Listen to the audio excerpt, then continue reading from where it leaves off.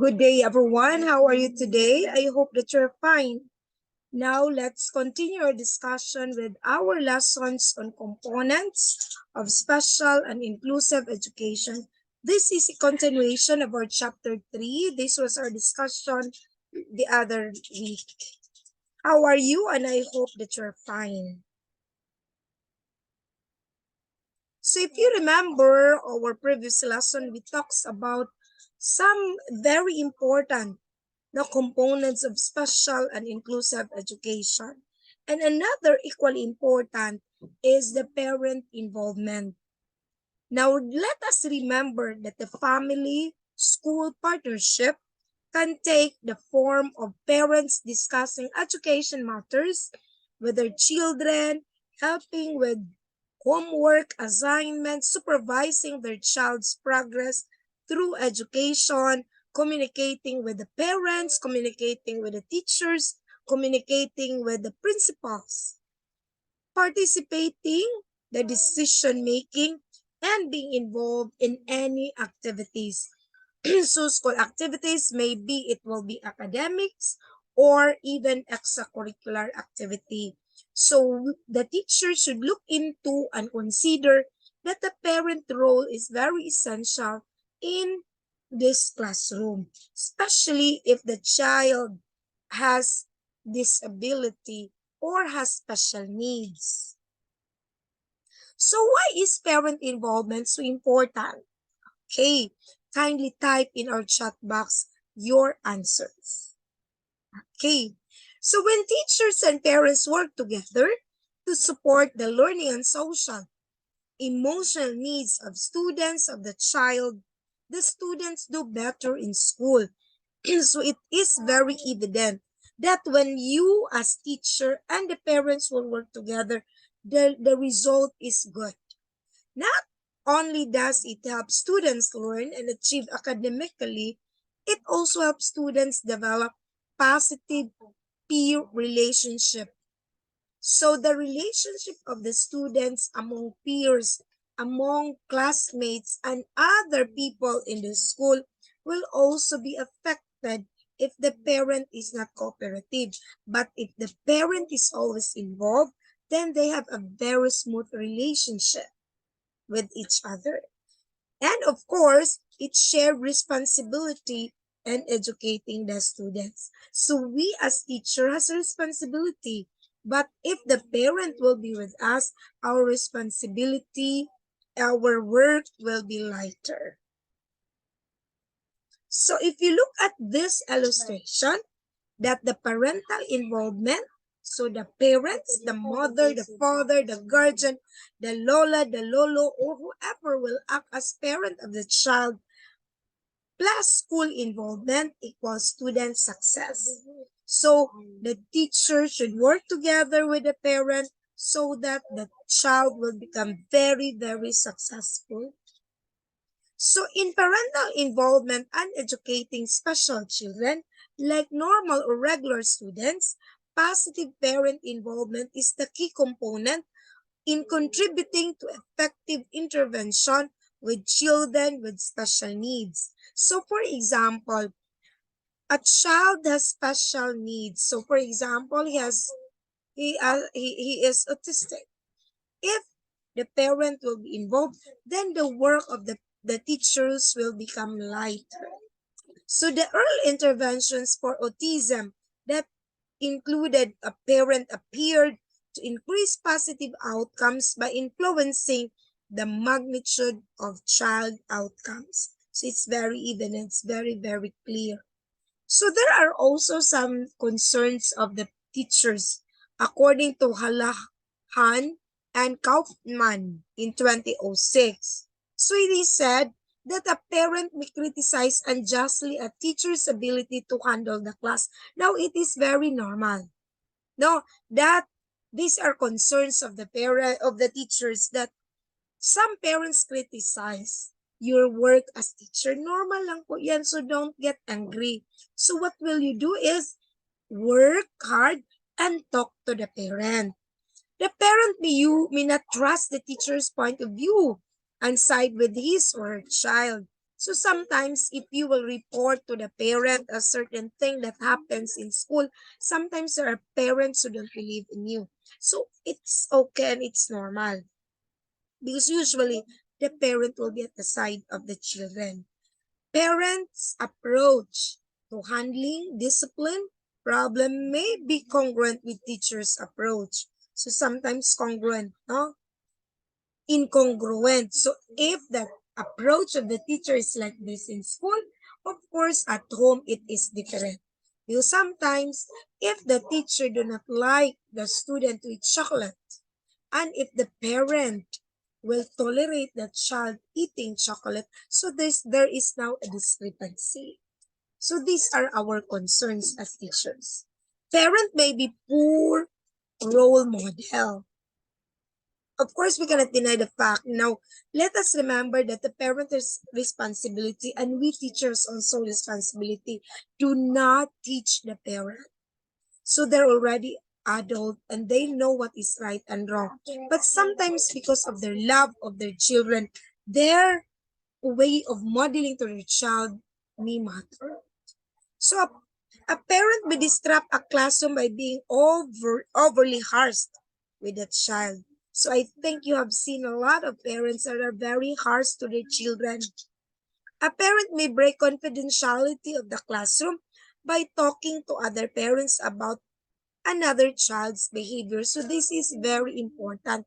Now take note in ethics that we should keep secret. We should keep it confidential, whatever is the situation, whatever is the concern of one child with the other child. So do not talk the problem of one child to another parent because it is not good.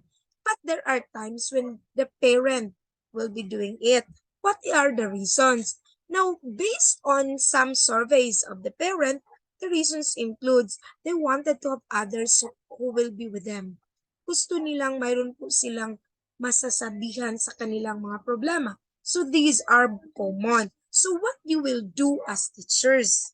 So as teachers, let us remind our parents on ethics, on confidentiality of a certain situation or um a certain situation, a certain case of a student. A child may be embarrassed about having his or her parent in the classroom. So sometimes may mga parent na palaging nagpupunta sa classroom. There are also cases when the children do not like it because they will feel embarrassed. A parent may express interest in participating but not follow through. Oo, several times nangyayari na po ito. So, you will be asking the parent, sino po yung gustong sumali or will join, will support this activity? They will raise their hands. But in the end, they will not be working. Marami na po itong nangyayari. So, what will you do as teachers? Challenge po natin ito. No?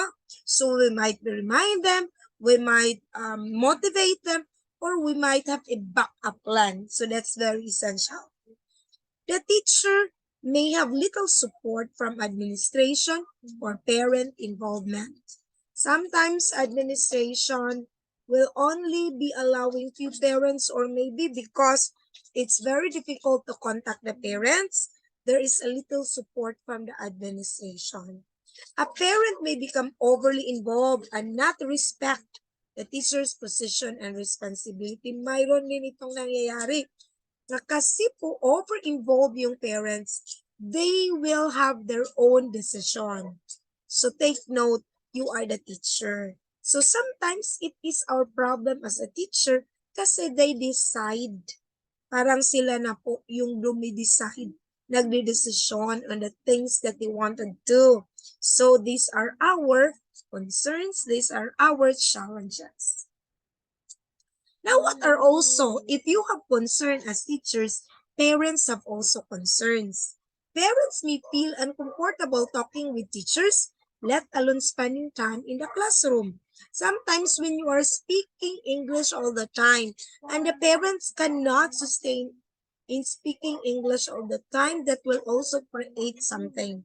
So the parent may feel uncomfortable. So what's the best thing to do? Kailangan po nating ipa-feel na sa parent na that they are recognized. Parents may feel undermined by teachers' authority. So sometimes ito po yan. So please, let us be reminded of this. Parents may feel intimidated by jargon and terminology that teacher uses. So sometimes we use difficult words, difficult terms, wherein the parent cannot re-interact with us. So we should be careful with this. So we want to have a very good relationship with our parents. Ito po yun ang difficult. No? Kasi in school, usually, parents, especially in the public school, parents will always say, Ma'am, binigay ko na yan sa'yo yung anak ko, please help. No? Parents may feel inferior to the teacher because of his or her education. Marami na po itong nangyayari in many schools. There are times wherein since the parents are not properly educated, he or he didn't finish high school, then ma-inferior po siya sa teacher. So sometimes she or he will not talk to the teacher. Palagi na lang siyang nagsisi, opo, yes, okay. No? So parents may not want to share too much of their home situation with the teacher and therefore the school.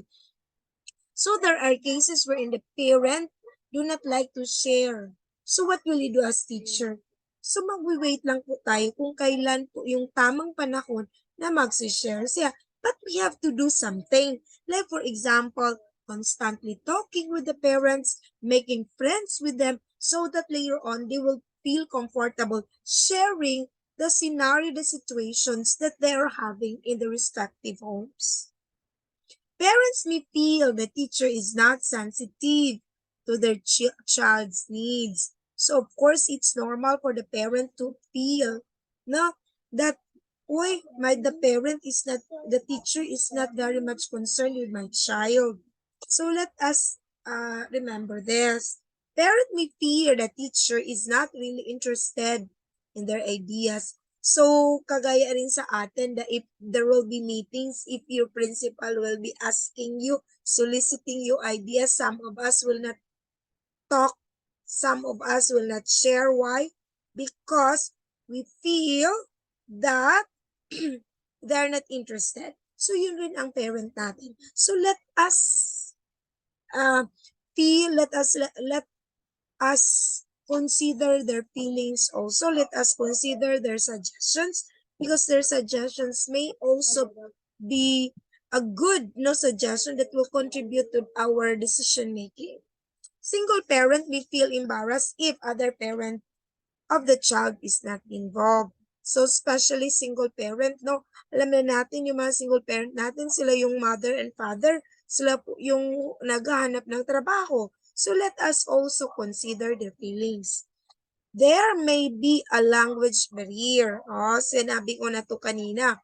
If you're always speaking English and then the parent cannot interact with you because they don't have the proper education or they have not finished the elementary or high school, then it is a barrier.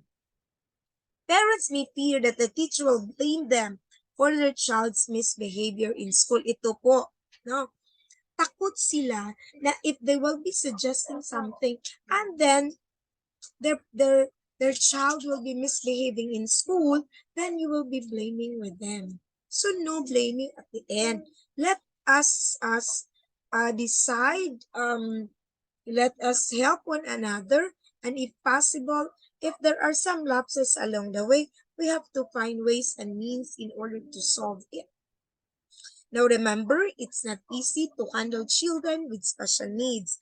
Now it's our turn. So it's your turn to answer also. Now in our chat box, kindly type in your answers about the questions. Why parent-teacher collaboration is important in special education? Okay, so start typing now. Okay?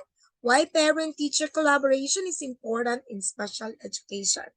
Parent-teacher collaboration is important in regular classroom, but it is more important special education. Type in our chat box.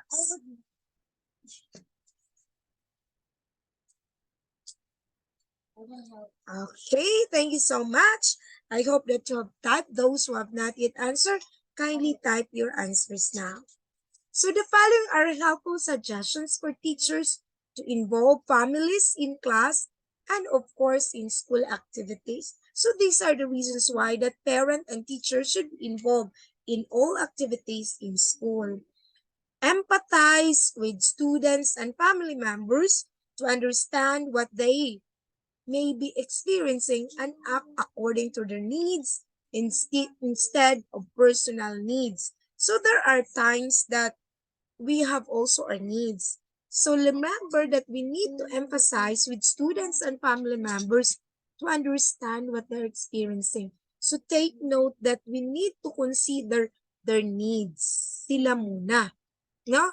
Then communicate with both households when there is a joint custody arrangement. So for example, if there will be joint custody arrangement with a child, we have to communicate and agree. Don't assume that the information from school is reaching both parents. Kahit nagpadala na po kayo ng letter, kailangan pa rin po ninyo pag there are times that you meet together, you have to talk about it and you have to understand and you have to agree about it. Be considerate of home arrangement facts when assigning homework. There might be no one at home to help with projects or difficult assignment that would need adult supervision. So there are times that you will get angry because the student have not submitted that assignment on time. Take note, what if there's no other people, significant others at home who can assist the child in working with their assignment? So be considerate. Now, it is also important. Okay, I've seen in our chat box a lot of answers. Thank you so much. Now, let us consider, after considering that the parent and teacher has to be partner in developing the children with special needs, let us also remember that there is what we call networking, not only with the parents and other stakeholders, but networking with local and international special education organizations. These organizations will help us. Now I could still remember the quote, what is that? For the hearing impaired, no, that there's a month there that they will be meeting each other, and then Kota International, if I'm doing it right, I remember it right, there will be activities at Ayala or in any mall we're in. There will be convergence of all hearing impaired children, of course with the teachers, and they'll be meeting each other. There are activities, no, there are dances, sports, and so on and so forth. So these are important. Global campaign for education. Now, this global campaign for education is civil or society movement that aims to end the global education crisis. So it's a very good organization. The Education for All movement is a global commitment to provide quality basic education for our children, youth, and adults. This includes the special children. Another is the National Association for Special Education Teachers. So siguro when you will become teachers, of course, you'll be teaching with special children or even in a regular children. There are also organizations that help us. So this is an organization that seeks to advance professional development of special education teachers by networking opportunities, as well as advance the profession itself through research, practice, and policy standard innovations. So even in special education, innovation is very important. Not only that you know the strategy in teaching, but you should be innovative enough. No, of course AI is there, but take note, no, there are always restrictions of Chat GPT and other AIs. It is better to say nobody can replace us teachers. They are just there as a tool in teaching and learning. So in the Philippines, among the partners of the Department of Education in enhancing the capabilities of teachers handling learners with exceptionalities and promoting SPED advocacy are the resources for the blind. We have the office here in Cebu, and it's a very good opportunity for special education teachers to also collaborate with the RBI. Autism Society of the Philippines. So I think there is also a group, and there are in Cebu Normal University, our students majoring special educations are also involved every autism month. Then the Leonard Chishar Disability Philippines Foundation. This is also another organization. The ADHD Society. So there is also society for that. So teachers are involved, students are involved, parents are involved. The Learning Disability Association. The Philippine Association for Intellectually Disabled. The National Association for the Gifted. Philippine Federation for the Rehabilitation of the Disabled. Parents advocate for visually impaired children. So there are also like that. National Council for Disability Affairs. And even in local government and national organizations like UNESCO, UNICEF, Semeo Enotech, Perkins School for the Blind. No, there is a Monbukagakusho Scholarship of Japan, the National Institute of Special Education, no, Christoffel Blind Mission International, the Resources for the Blind, and other organizations not mentioned in this presentation, but they are actively engaged in promoting education to special children with special needs, and of course, professional development for teachers. So you might be asking, Ma'am, I am a BE Ed. Bakit ako nakaganito? Bakit ino-orient niyo po ako ngayon?